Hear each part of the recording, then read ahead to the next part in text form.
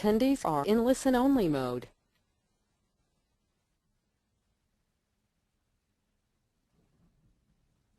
Hello, thank you for joining today. My name is Tim Ballinger and I'm with Bruker Nano Inc. And today we're going to be presenting recent advances in stylus profiler technology.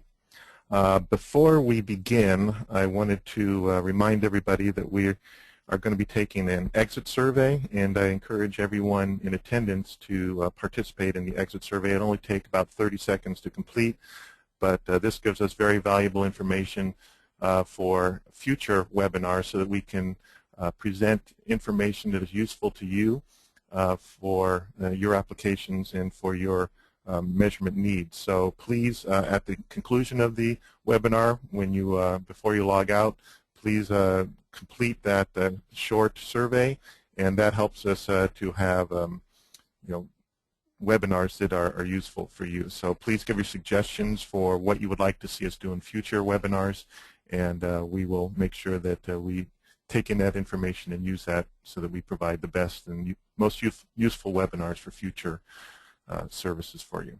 So again, I'm going to be presenting recent advances in stylus profiler technology.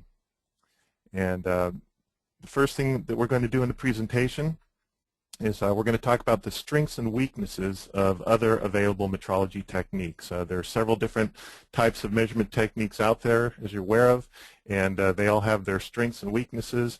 And we're going to be speaking specifically about thin film applications. So, I'm going to talk about why stylus profiler metrology is usually the first selection for doing thin film monitoring of thin film deposition and etch process. So we're going to talk about that, as well as some other practical applications for stylus profilers. In addition to thin film metrology, which is the primary application for stylus profilometers, what other applications are there out there, and how is the stylus profiler used for those applications? We're also going to talk about a lot of the new and improvements, as the title of this presentation references. We're going to be talking about what's new, how we've improved repeatability, resolution, and speed, as well as ease of use. We're going to talk specifically about a new product that Bruker has recently introduced, the DektakXT Stylus Profiler, and there are several advances that are included with this system, and we're going to talk and show illustrations of what we have done to improve the performance of stylus profilers with the DektakXT. Finally, we're going to talk about some of the innovative breakthroughs that we've made with stylus profiler technology, and again, the ease of use. One of the main reasons people use stylus profilers over other techniques is because they are typically easier to use than some of the other metrology techniques that are out there. So we're going to try to stress why the stylus profiler is preferred for thin film applications as well as certain other applications. So as I mentioned earlier, there are several different types of metrology techniques that are available to you, and often it's kind of an arduous task trying to determine what is the best metrology technique for a specific application. At Bruker, we offer both non-contact and contact versions of metrology systems. We have, for non-contact, we have white light interferometry.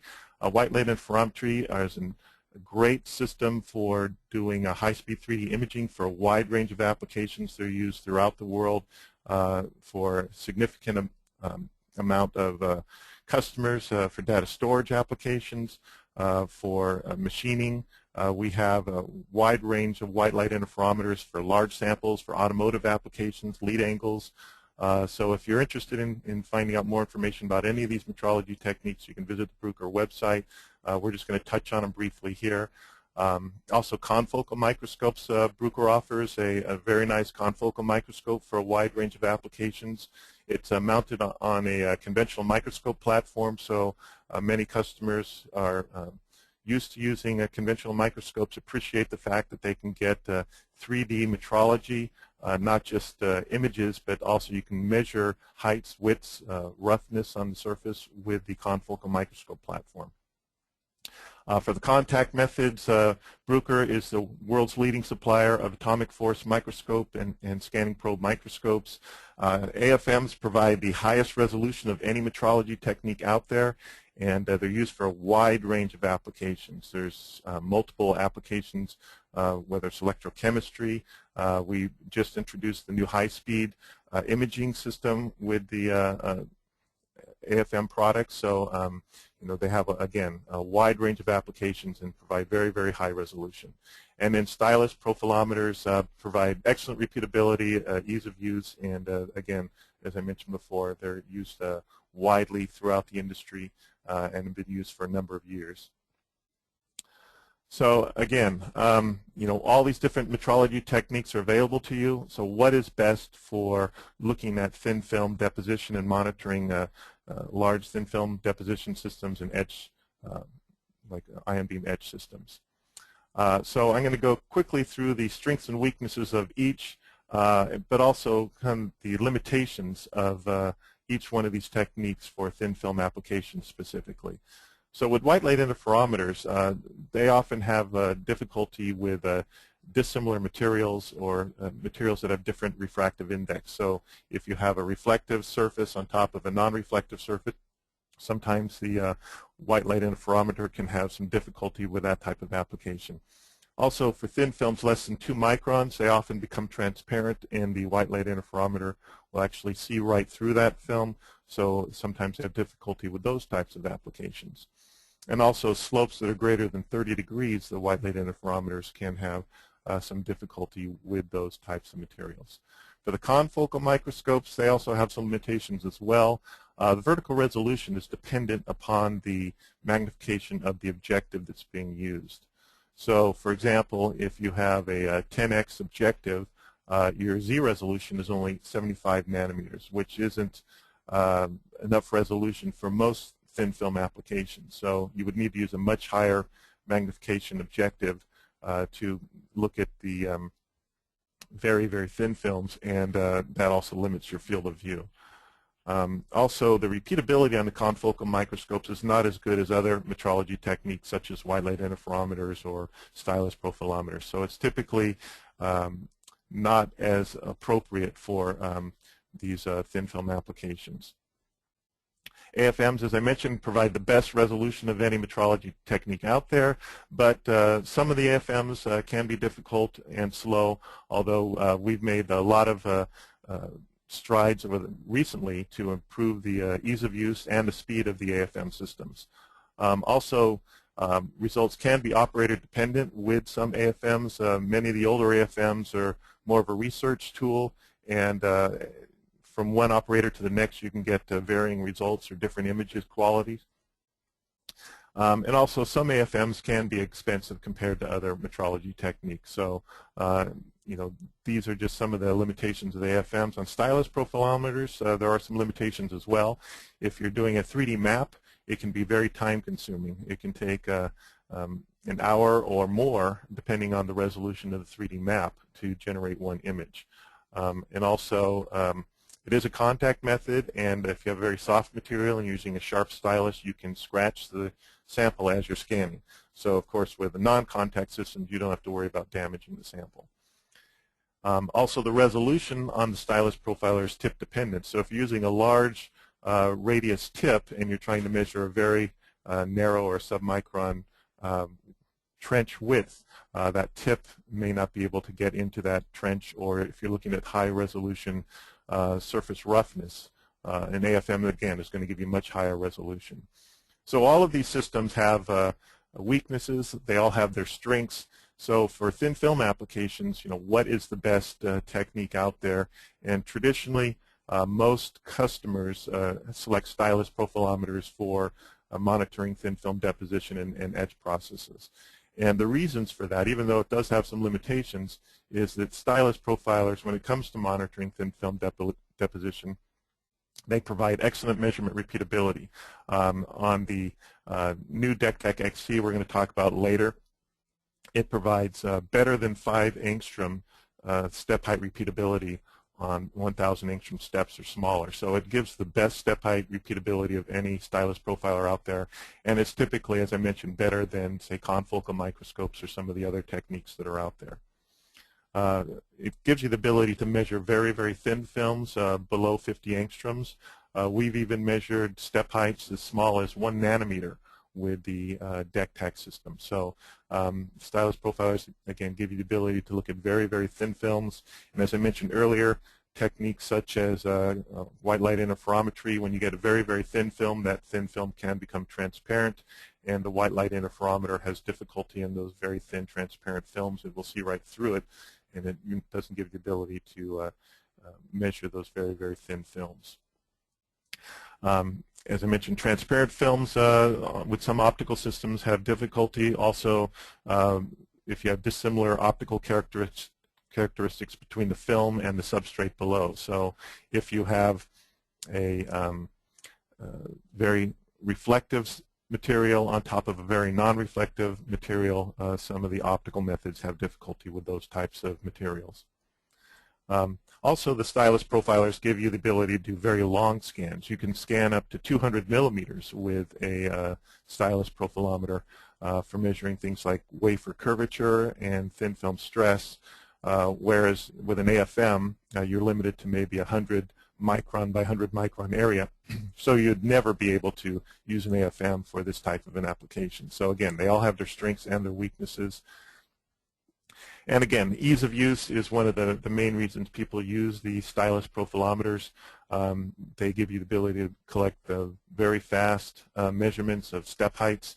Now, the one thing you do have to remember with a stylus profilometer is you need some sort of a step. You need an area to measure the thin film thickness. You need an area where you have the film on top of the substrate, and you need to have the substrate below exposed. So people either do it by etching material away using like an ion beam etch system after they deposited the films, or they'll use a mask off an area with capped on tape or some other material and remove the tape to create the step, or in some cases they'll even scratch the film off to generate the step. So that is a limitation of the stylus profilometer. You do require a step in order to measure the film thickness.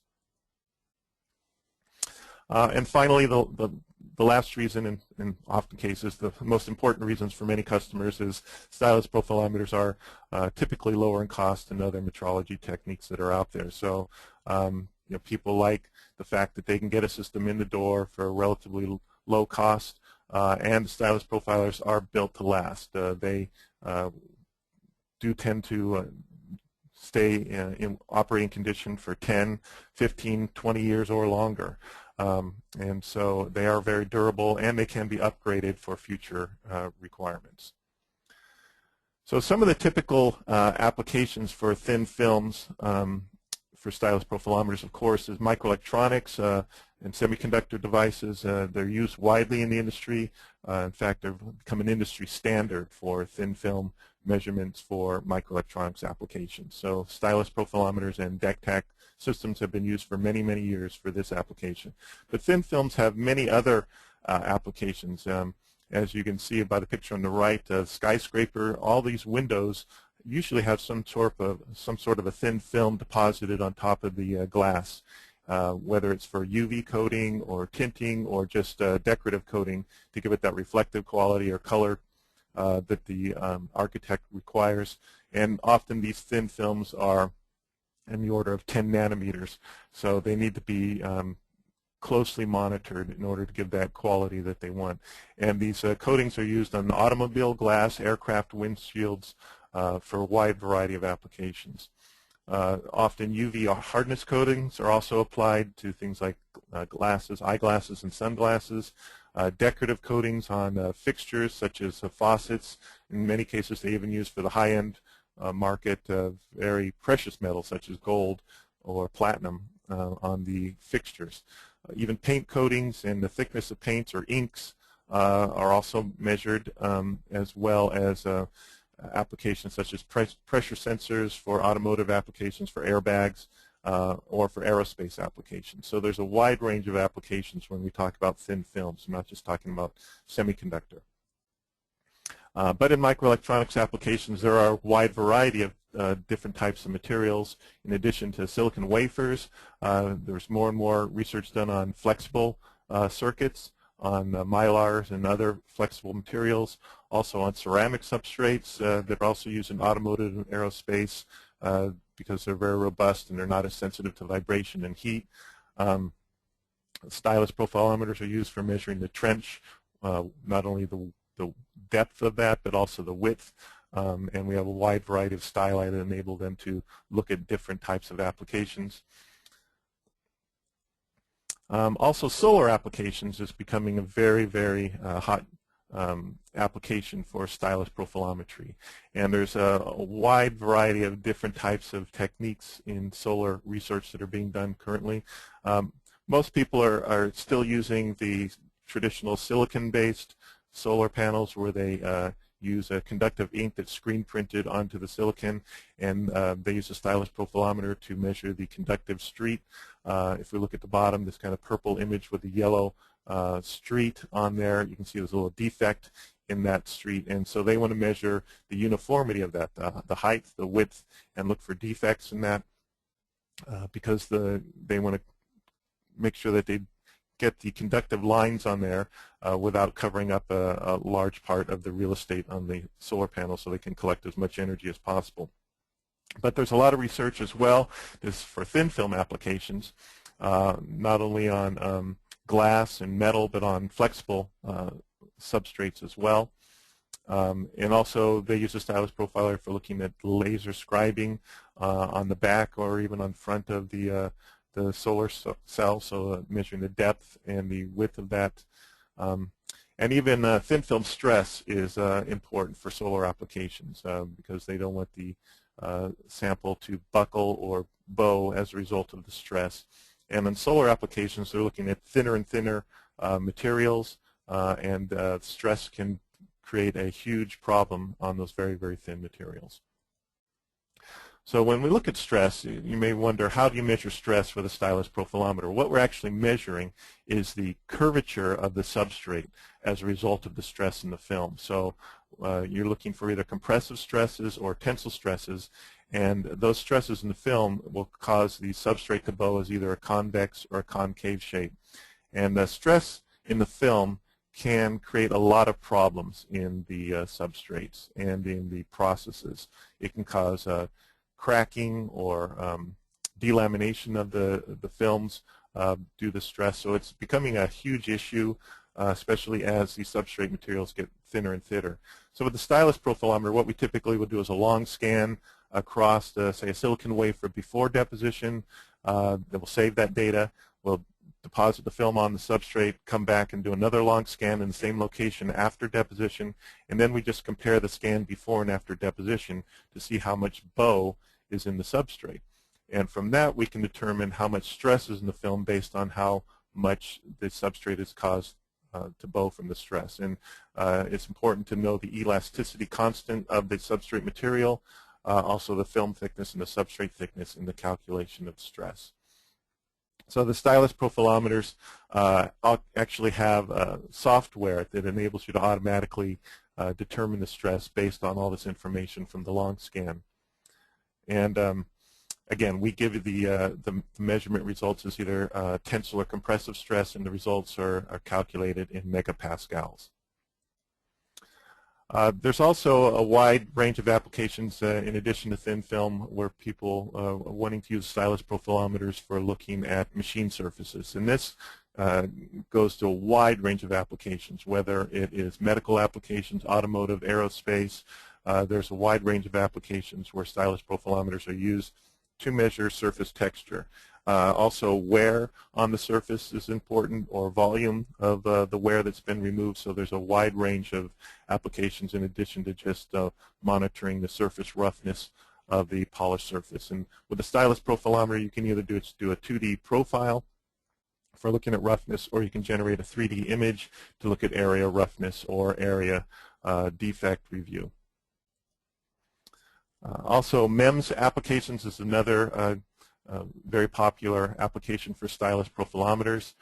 The reason why stylus profilometers are used for these types of applications is because for MEMS you often have features that are hundreds of microns in height, and also in many cases they're very soft or sensitive materials. So you would want something that gives you the ability to look at a large vertical range, and with the stylus profilometers we can do up to a millimeter, but also the ability to have low force so that you can measure very sensitive or very delicate parts.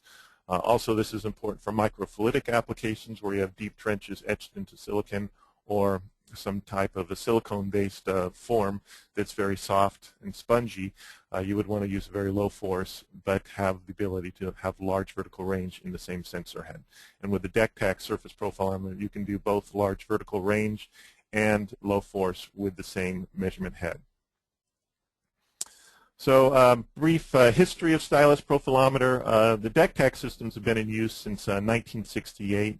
In 1968 at Semicon West, the Dektak 1 was the first commercially available stylus profilometer for thin film applications. And over the years, Dektak has had a number of industry firsts, where we were the first system to provide a PC-based system or 3D mapping capabilities. And now with the new DektakXT system, we give the first system that uses the unique single arch design, but also there's several other features on the DektakXT that are unique to the system that make it a very, very nice system for the next generation of stylus profilometers. Many of you may be familiar with some of these older systems, but again, stylus profilometers are typically very robust, and if you're using some of these systems that are 10, 15, or 20 years old, you know that they are a very durable system that are built to last for years, and the same is true with the new DektakXT. So with the DektakXT, what we're able to offer is unmatched performance. This system gives the best step height repeatability of any stylus profiler in the industry, better than any Dektak system that we've ever designed. We're getting better than 5 angstrom repeatability with these systems. And to measure repeatability, we just do multiple scans on a step height standard, a mistraceable standard, typically 1,000 angstroms. And then we look at the standard deviation, and that standard deviation is much better than 5 angstroms. So we're getting the best repeatability of any stylus profiler out there. Also, the system is, as I mentioned before, designed to be very easy to use, therefore making it very efficient for use. It gives you the ability to quickly get in, make a measurement, get the data you need, and get out without having to do a lot of training or a lot of sample preparation to get the measurement that you need.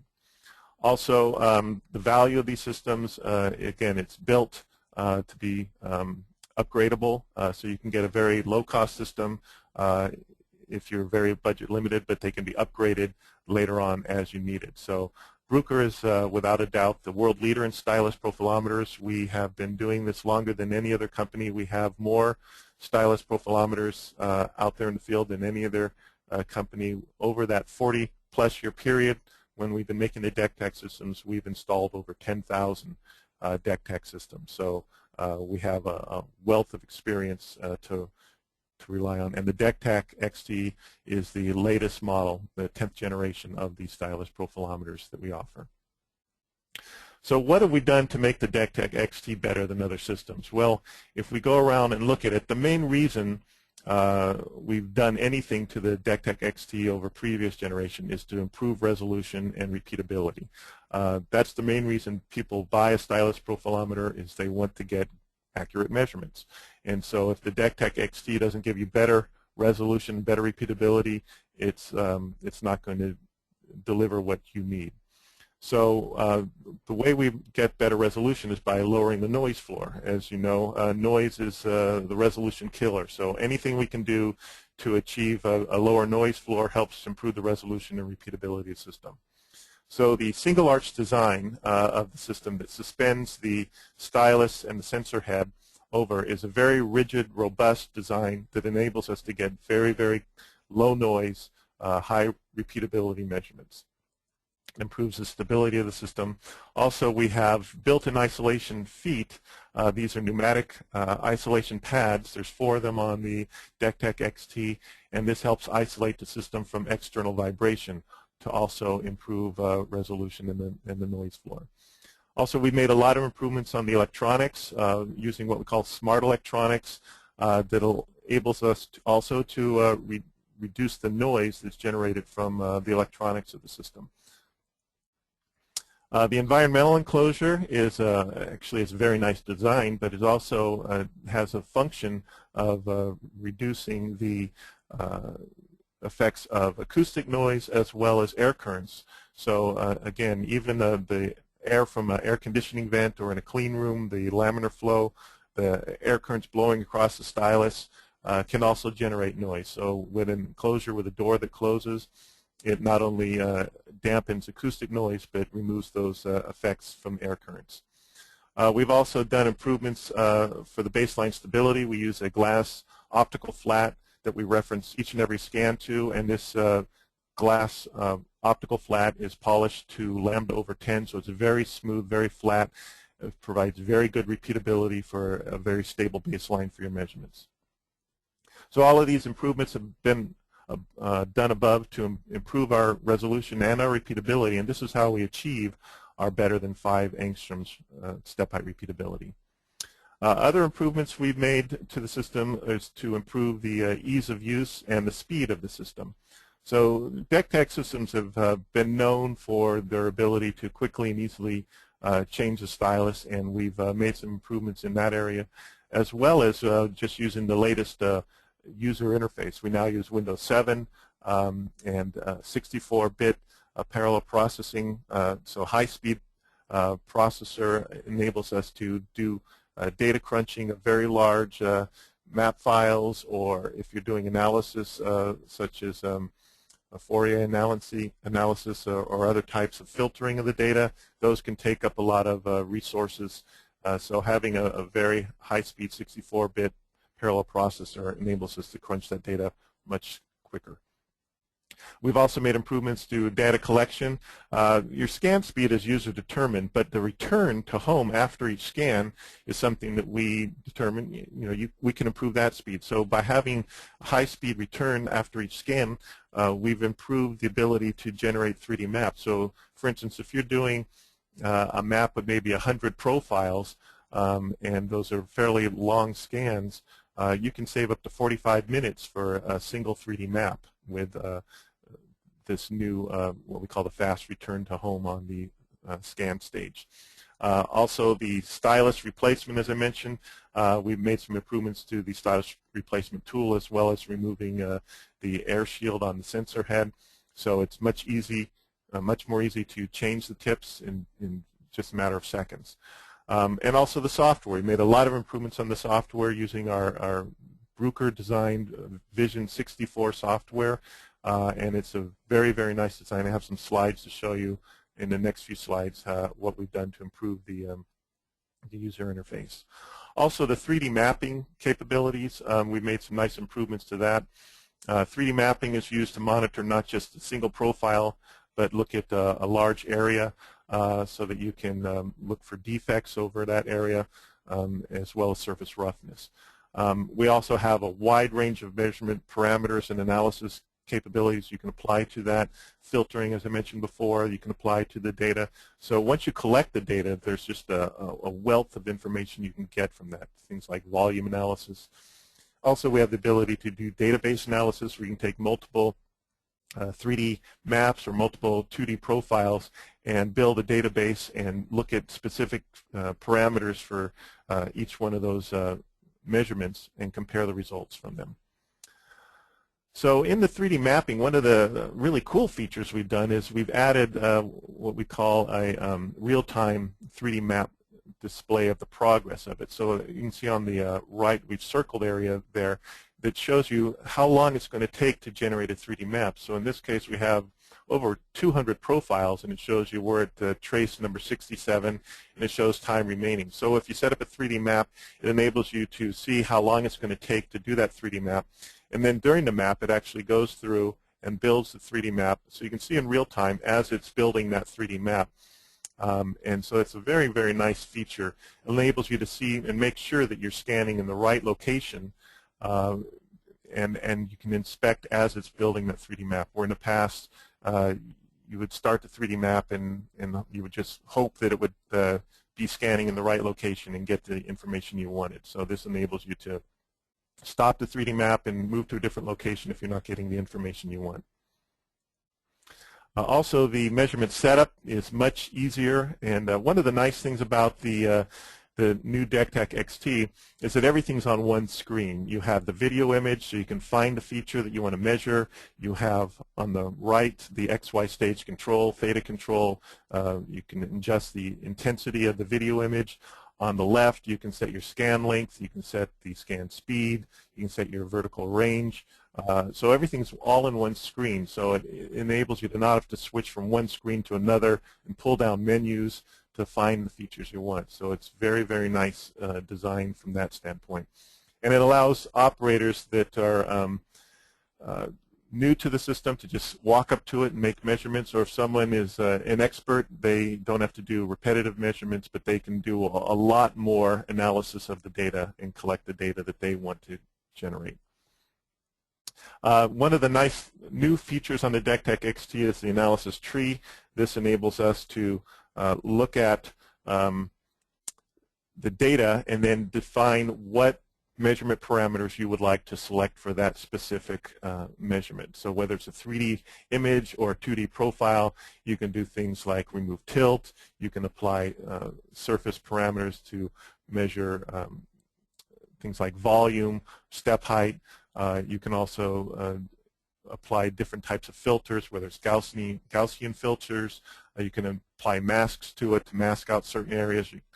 So there's a wide range of analysis features you can provide with the data, and the tree allows you to see what analysis was performed on a particular data set, and you can go in and edit and remove data as your desire.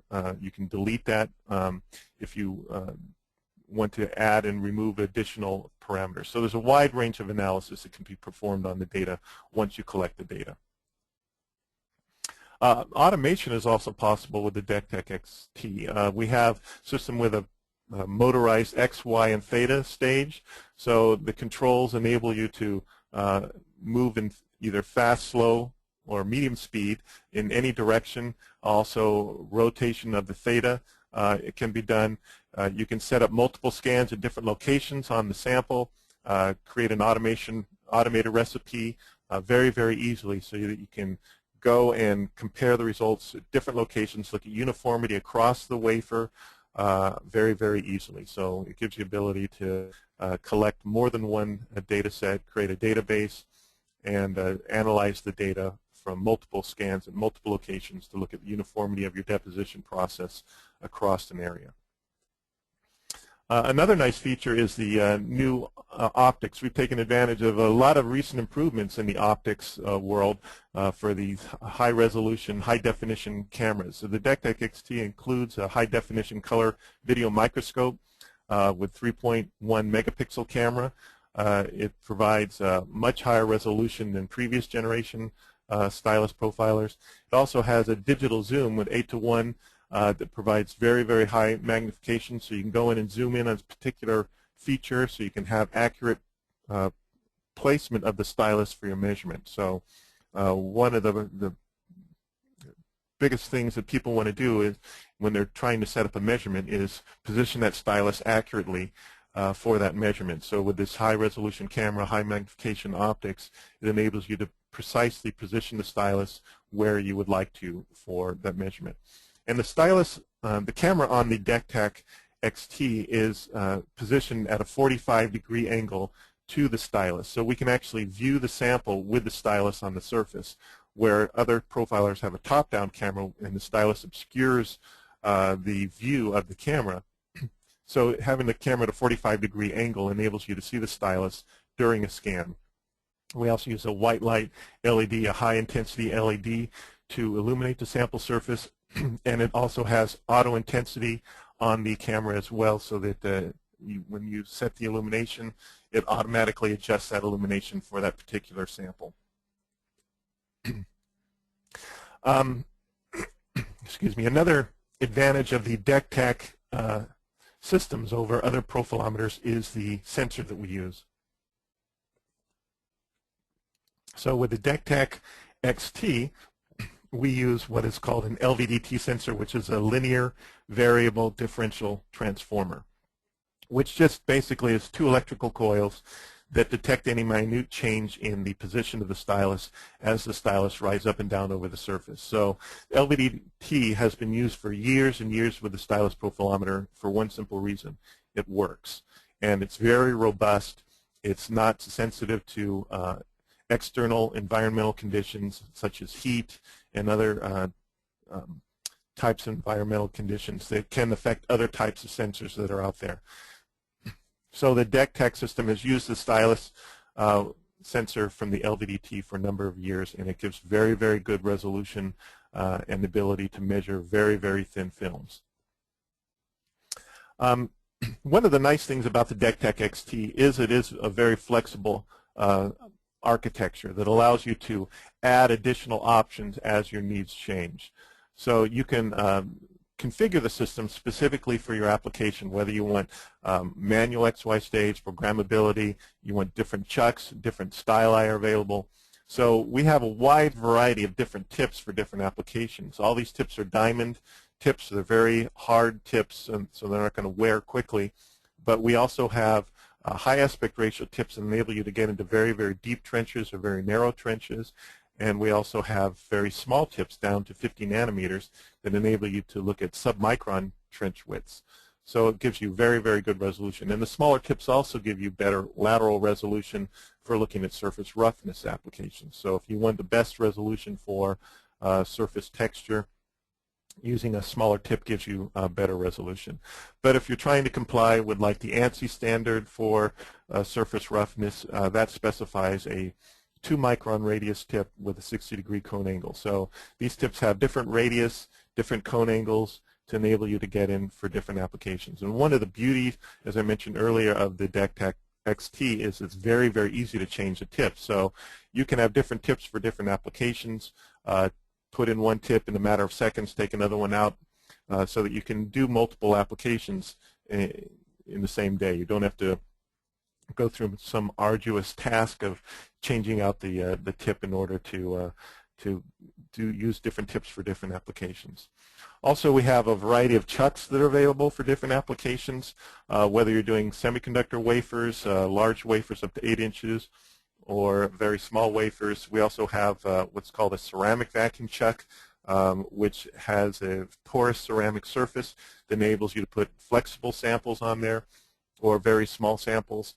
We also have a chuck specifically designed for solar applications. It's a large square chuck for traditional square solar samples. So again, we have a wide variety of chucks. You can even get a system with no chuck at all, just a base plate that you can put the sample on and move around for a wide variety of applications. As I mentioned before, we also have the ability to look at different configurations for different applications. So one of the nice things that Bruker offers with the DektakXT is the ability to configure the system specifically for your application.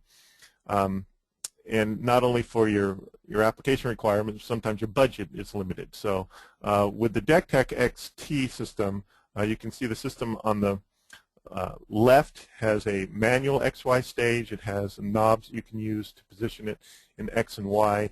Or on the right, you see a system that's fully automated with a motorized programmable XY stepper motors, as well as a theta motor for rotation of the sample in up to 360-degree continuous rotation. So it really depends on, again, what your configuration and your application requirement is. But also, if you're budget limited, you can get a manual system for relatively low cost, and then later on, as your needs change or your budget improves, you can upgrade it for a fully automated system with motorized X, Y, and theta, so you can do things like 3D mapping or scan stitching or other capabilities. Another nice feature on the DektakXT is it's now self-installable. So for a customer that, again, is budget limited and they're used to using stylus profilometers, they'd like to install it themselves. We have developed some very, very informative videos that come along with the system so that the customer can do the installation themselves and save some money that way if they so choose to do that. So again, we try to design a system that can meet your budgetary requirements as well as your application needs, and it's configurable for your particular application. You can also get a system with a laptop computer if you're very limited in space, and you can connect it to a laptop so that you can won't have to have a large PC and a large monitor taking up a lot of valuable clean room space. You can just connect it to a laptop. So again, designed specifically for your application. So finally on the Dektak, and we're getting close to the end here, so I see that some people have some questions, and we're going to address those in just a couple of minutes here. But the DektakXT has a number of different technological advances that we've added to it. And again, the main reason people buy a stylus profiler is the performance. If it's not giving you the measurements you need, then you don't need the stylus profilometer. And that's where the DektakXT provides the best performance of any stylus profilometer out there, with the industry's best step height repeatability of better than 5 angstroms, 1 sigma on 1,000 angstrom step. So that's why people buy these systems. They want a repeatable system that's going to give them measurements they can rely on day in, day out from one sample to the next. They don't have to worry about the stylus profilometer. Is it accurate today? Is it not accurate today? It's calibrated to a NIST traceable standard, and it's very, very repeatable. We've also made a lot of enhancements, as I mentioned. Again, the 64-bit parallel processor, the new Vision 64 graphical user interface makes it a very, very easy system to use, but also very fast, so it improves throughput and efficiency for the operator. We've made, again, several advances. The unique design of the DektakXT with the structurally rigid single arch design gives it a very stable platform for the measurements, as well as the vibration isolation feet, the smart electronics, and other improvements we've made to reduce the noise, which improves your resolution, which improves your repeatability. So again, all these things have been done to improve the measurement performance of the tool. And as I mentioned in the last slide, the system is customizable. You can configure it specifically for your application, for your budget, and make a system that's unique for your needs. So the DektakXT gives you that capability so that you can design a system specifically for your requirements. And finally, the experience that Bruker has is unparalleled. There's no other company out there that has more stylus profilometer experience than Bruker. As I mentioned, over a 43-year period, we've installed over 10,000 systems, and during that time, we've had more firsts in the stylus profiler market than any other company. So we have a 10th generation profilometer with the DektakXT, and this system is, as you can see from the presentation, provides a lot of benefits over previous generation systems. So at this point, we're going to go into the question and answer period. So if anyone has any questions, you can certainly ask those questions at this point. So let me look in here and see if I have any questions that people have asked.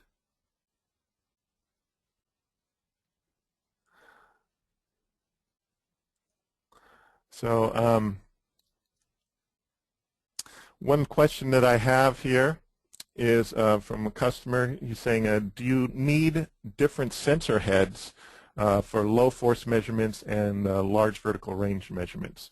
The answer is no, you do not need different sensor heads for each one of those types of measurements. The nice thing about the DektakXT is that the same sensor head is used for doing large vertical range measurements and for doing low force measurements. So with the DektakXT, you can do up to 1 millimeter measurement. So the standard system in the DektakXT has 1 millimeter vertical range, which is the largest vertical range, standard vertical range of any stylus profiler out there. It also has an optional feature that allows you to go down to 0.03 milligrams. This feature is called Nlight Plus. It's new improvements to the low force capabilities of the Dektak system. So with this, you could do applications that require both large vertical range and low force, and some of those applications might be MEMS applications, or if you're looking at things like microfluidic trenches that are very deep but sometimes also made out of soft materials, or if you're looking at a lens that's curved, which requires a large vertical range, but you don't want to scratch the lens, of course, you want to use a very low force. So having the ability to do large measurement range as well as low force measurements in the same measurement head is a distinct advantage. And if you need to have a different head for different applications, that can delay your progress, because you have to stop, take out one head and put in another head. In some cases you can't even change out the heads. So with the all-in-one head on the DektakXT, it allows you to do both large vertical range and the low force measurements. Let's see, another question. Sorry here.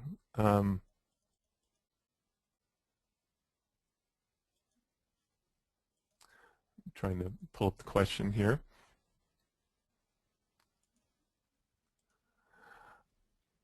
Another question we have is, what is the smallest tip that you have available?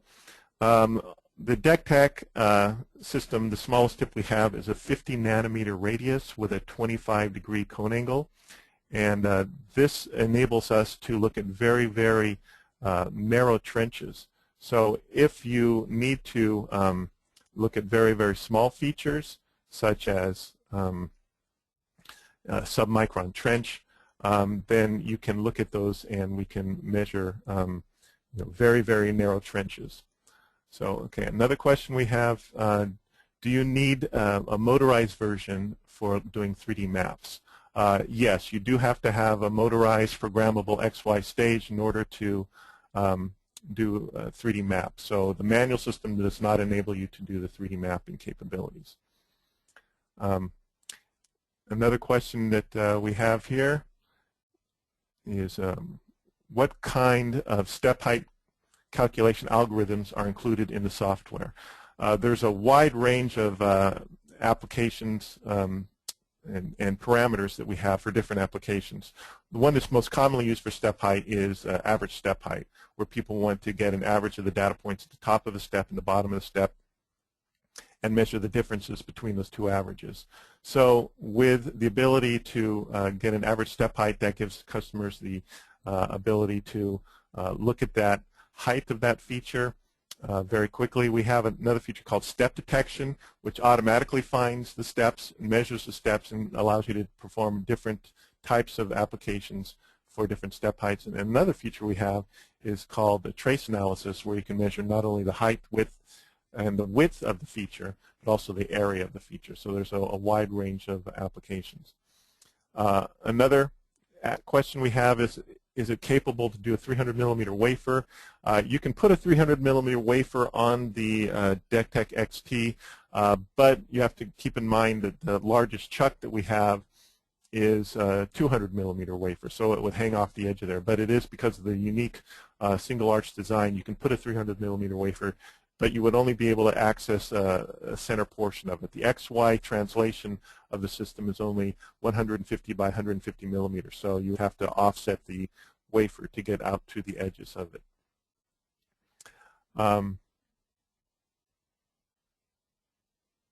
So another question we have says, what about long scans for stress measurements? Yes, we can do long scans up to 200 millimeters with the DektakXT. We have what we call a stitching feature that enables us to stitch together automatically multiple scans and do very long scans up to 200 millimeters for looking for stress measurements. I have several questions here, so I'm going to try to blow through them here quickly here and answer as many as possible. But we only have about 9 minutes left, and I'm going to try to address as many of them as I can before we have to sign off here. So another question we have is, what is the lateral resolution of the profiler? The lateral resolution is dependent upon the tip.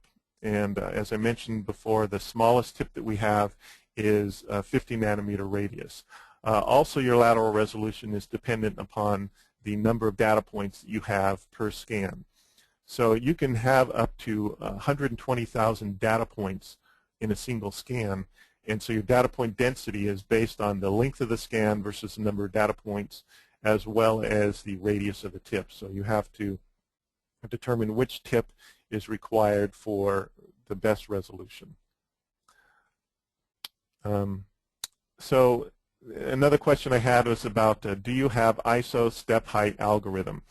Yes, we have ISO standards as well as ANSI standards. So the ANSI standards are typically American standards for looking at surface roughness, and the ISO are used in European, but more and more people are using the ISO standards. We also have parameters for not only for 2D profiles but for 3D profiles. So many people are starting to use what they call S parameters instead of an RA or RT, which are algorithms that were written for 2D profiles. These S parameters are written specifically for 3D analysis, and you can perform these types of analysis on the sample as well. And you can actually switch in the software from ISO standards to ANSI standards just with a click of a button.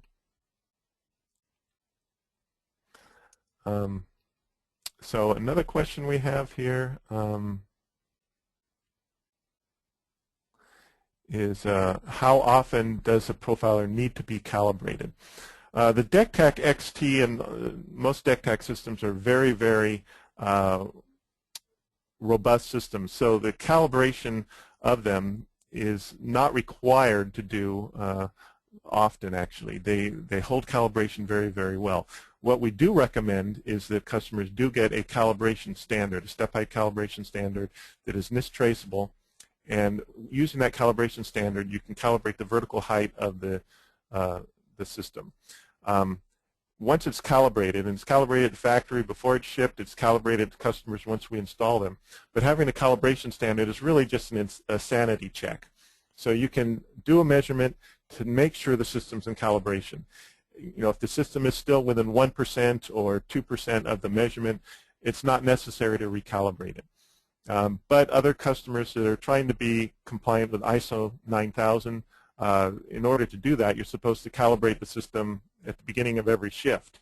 So certain customers will recalibrate it twice a day just to be ISO 9000 compliant. But it's not really necessary. The system does not go out of calibration unless there's a huge change in the environment or the temperature or something else like that that might change the calibration of the system. Let's see, going back to the questions, I know we have a number of questions here. I'll try to get to as many as possible. One person asked if they can get a copy of the presentation. We are going to make the presentation available. I'm not sure how that's going to be distributed, but on the last slide here you see my email address. So if you send me an email letting me know that you would like a copy of the presentation, I will send you an email back. The presentation is a rather large file, but perhaps we can put it on an FTP site that you can download it. So if you would like a copy of the presentation, just send me an email, and my email address is on the last slide. So let me make sure I have the last slide up here so you can see that.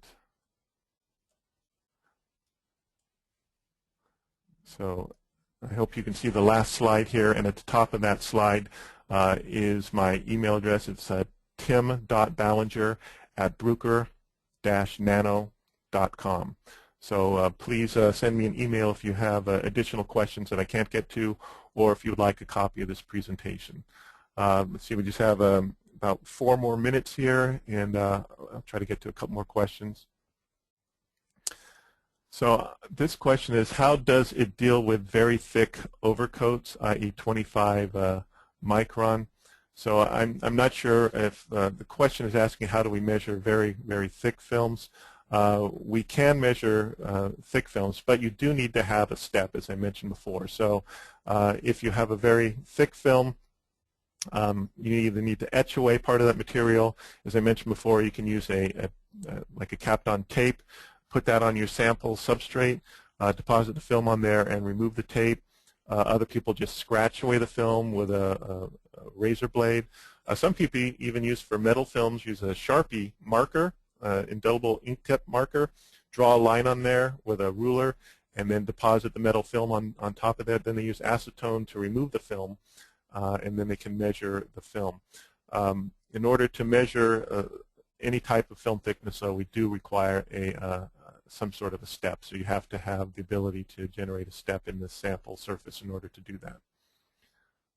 Okay, just got a couple more minutes here. Let me try to get to another. Here's a question. It says, when you replace the stylus, do you need to recalibrate, and how long does calibration take? When you replace the stylus, you don't need to recalibrate the vertical calibration, but you do need to check the force, especially if you're using the low force option. If you're not using the low forces down to 1 milligram or below, you don't need to recalibrate the force. But if you're trying to use the N-Light option with low forces below 1 milligram, then you would need to recalibrate the force. And all that really does is each tip has a different weight to it. So it rebalances the weight of the stylus. So the tip is, once it's inserted in there, and again, it's very easy to change the tips. You just press a button on calibrate force. It goes through a little calibration routine, and in a matter of seconds, it completes that. And so it's very, very simple to recalibrate the force on the DektakXT. It's one of the nice improvements they've made to the software is the force calibration. So I think I have time for one more question here. Let's see. It says, what is the minimum force of the stylus on the sample? And as I mentioned before, the minimum force is 0.03 milligrams. So there's when you're doing very soft materials, there are certain things you want to do to try to alleviate the risk of damaging the sample. One is lowering the force. And again, the N-Light is the low force. That's an optional feature. The standard force goes down to 1 milligram. With the N-Light Plus option, it goes down to 0.03 milligrams. So lowering the force helps reduce the risk of damaging the sample. Also using a larger radius tip if you can get away with it. Of course, using a sharper tip, the likelihood of scratching a soft material is higher. So if you can get away with using a larger radius tip, and we have tips up to 25 microns in radius. So using a larger radius tip also helps reduce the risk of scratching surface. Also, scanning at a slower speed reduces lateral forces, so that also enables you to scan without scratching. So I think that's all the time I have for questions right now. But I did want to thank everyone for participating in the presentation. And again, please, before you log out, go to the survey. It only takes about 30 seconds. Complete that survey. That gives us useful information for future webinars that we do. So we want to make sure these webinars are useful to you. So please go and sign up and complete that survey if you would. Also, if you go to the Bruker website, there's a lot of information there as well, and there's even a video of the DektakXT. You can click on that video and view a short video of the performance of the XT. So again, our time is up, but thank you very much for everyone for all your good questions. And if you have additional questions, please send an email to me at tim.ballinger@bruker-nano.com. Thank you very much.